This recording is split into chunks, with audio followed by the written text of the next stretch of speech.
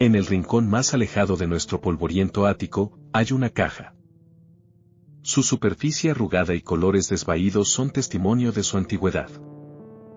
Cuando nos mudamos por primera vez, mi esposa dijo que estaba llena de las pertenencias de su difunto abuelo. Dijo que la conservaba para recordarlo. Pero yo tenía mis dudas. Tarde en la noche, cuando ella cree que estoy dormido, siento cómo se levanta de la cama. Escucho sus pasos cuidadosos subir las escaleras y siento las suaves vibraciones de lo que solo puedo suponer es el resultado de lo que sea que esté haciendo allí arriba. Al principio, pensé que estas escapadas nocturnas no tenían nada que ver con los restos biológicos de su abuelo. Infidelidad, eso era lo que pensaba. Deslealtad e infidelidad, sospechaba. Pero incluso mis conjeturas más salvajes palidecían en comparación con lo que ahora sé que es verdad.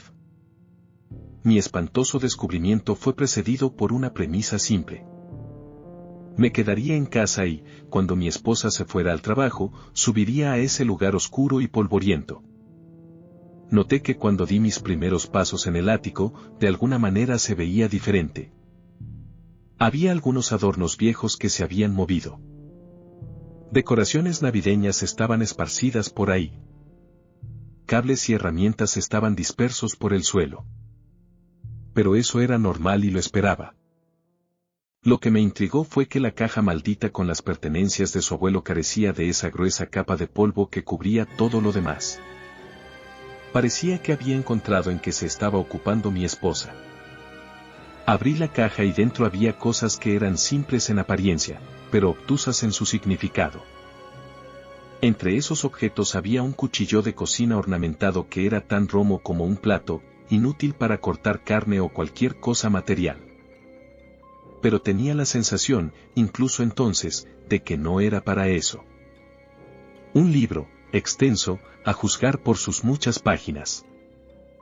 Creo que su contenido era importante, porque cada vez que lo abría y leía, tan pronto como lo cerraba o apartaba la vista, olvidaba inmediatamente lo que acababa de leer.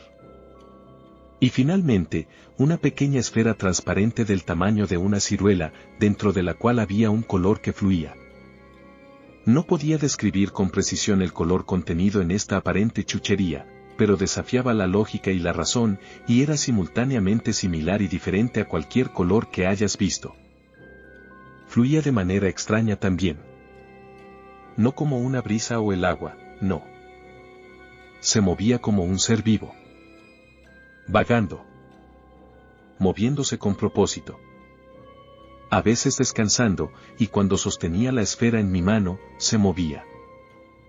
Lenta y deliberadamente a través de los confines de cualquier material del que estuviera hecha la esfera.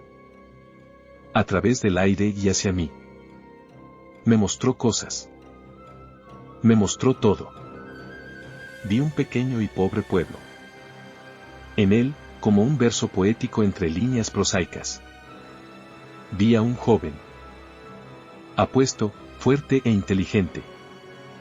Amenazado por un entorno que lo asfixiaba. Su madre era una mujer gris y chillona, y su padre un campesino de trabajo humilde. Al joven no le importaban mucho ninguno de los dos, así que una mañana simplemente se fue. Solo con la ropa que llevaba puesta y los sueños en su mente. Lo primero fue fortalecer su cuerpo. Mientras deambulaba de pueblo en pueblo, tomaba trabajos ocasionales.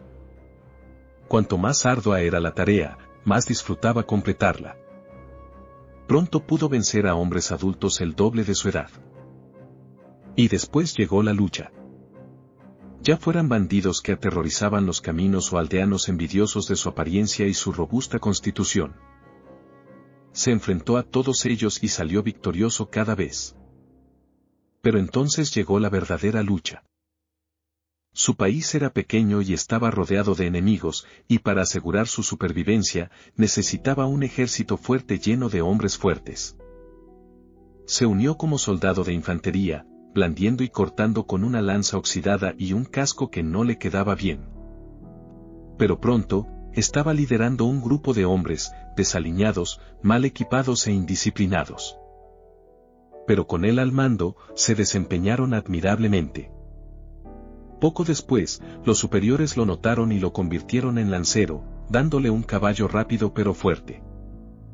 Poco después, estaba liderando otro grupo de hombres, bien armados y fuertemente blindados, y con una reputación temible. Atravesaban los campos de batalla en sus fieles corceles, atravesando enemigos muchas veces su número con sus armas, que más se asemejaban a picas y lanzas cortas. Después de eso, bueno, en su mente, solo quedaba ser el comandante de todo el ejército, y así fue como se convirtió. Lideró al ejército de su país a la victoria más veces de las que podía contar, más veces de las que cualquiera podía contar. Pero al parecer, fue suficiente para los nobles y la realeza que dirigían el país. En el pasado, uno de ellos sería responsable de comandar el ejército. Al borde de la obliteración por sus muchos vecinos hostiles, hicieron del puesto de comandante del ejército uno que las altas esferas de la sociedad consideraban poco atractivo. Pero tomaron nota de sus numerosos logros y prestaron mucha atención a su creciente popularidad. Temían lo que un ejército liderado por un plebeyo podría hacer si sus intereses alguna vez se desviaban de los suyos. Así que decidieron integrarlo. Después de una batalla particularmente grande y exitosa, le ofrecieron una recompensa sin precedentes, ser nombrado noble por matrimonio. Podía elegir casarse con cualquier mujer noble, siempre que estuviera soltera. Esperaban que esto lo uniera a la aristocracia a costa de un noble menor. Pero no era un tonto. Había tenido muchas mujeres hermosas, desde el tiempo en que recorría esos pequeños pueblos hasta su exitosa carrera como comandante. No, ya había tenido su parte de cuerpos cálidos. Pero lo que necesitaba era poder. Eligió a una mujer mayor, de aspecto promedio y pobre, que en un breve momento en el tiempo fue reina.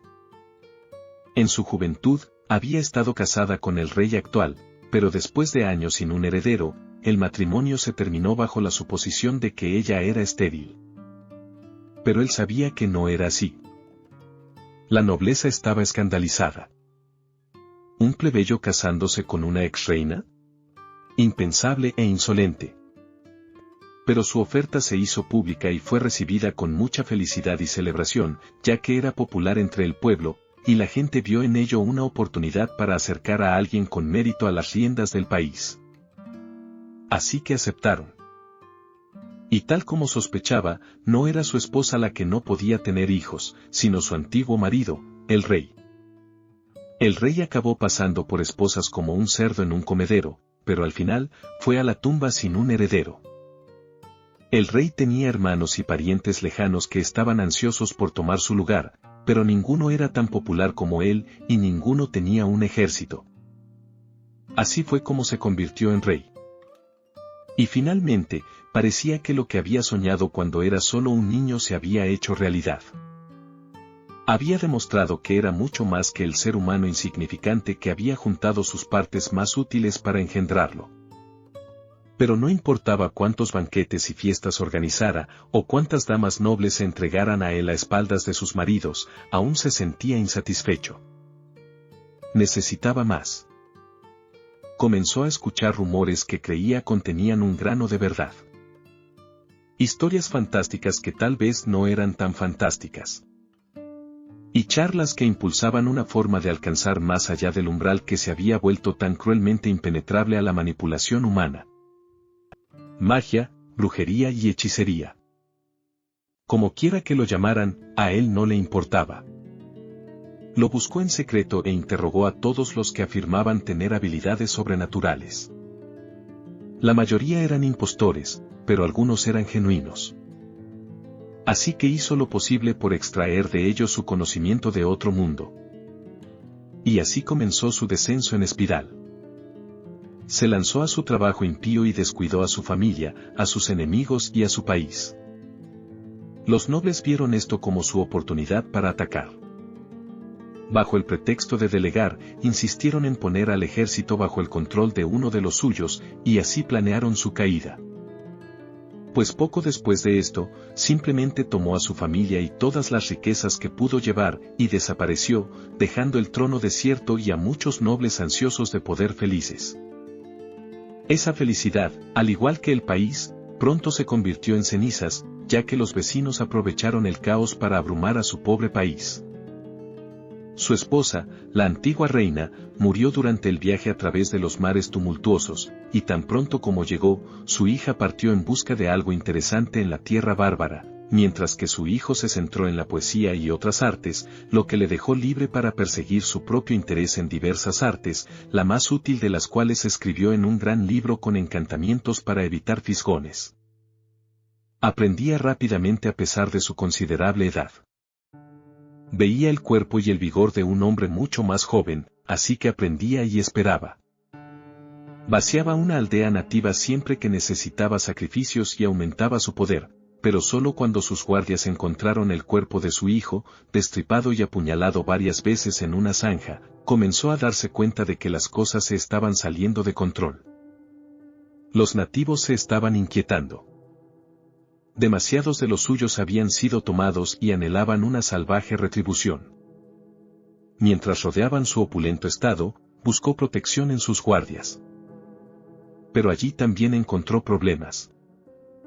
Pues cuando los salvajes se cerraron alrededor de su recinto, sus guardias lo traicionaron y lo atacaron. Usó su fuerza física y su considerable conocimiento de las artes místicas para deshacerse de ellos. El esfuerzo dejó a sus guardias muertos y a él gravemente herido, pero fue entonces cuando su hermosa hija apareció ante él. Parecía que había encontrado algo para mantenerse ocupada. Una variante bárbara, inculta, ruda y sin cultura de sus propios extraños poderes, había aprendido de los salvajes nativos una forma de alcanzar más allá de sus medios y acumular poder de otro mundo, pero sus métodos eran toscos e ineficientes. Y le dijeron que la única manera en que podía poseer una fracción del poder que él podía ejercer era haciendo un sacrificio. Pero no cualquier sacrificio. Tendría que ofrecer a los grotescos dioses el terror, el miedo y la sangre de su familia. Y ahora planeaba torturarlo para obtener su extenso conocimiento de lo sobrenatural antes de matarlo en un ritual desordenado y profano. Ella fue quien torturó y mató a su hijo, su hermano, la que había puesto a los nativos y a sus guardias en su contra. Todo esto se lo reveló con una sonrisa brillante y una intención burlona. Intentó atacarla, pero se demostró débil.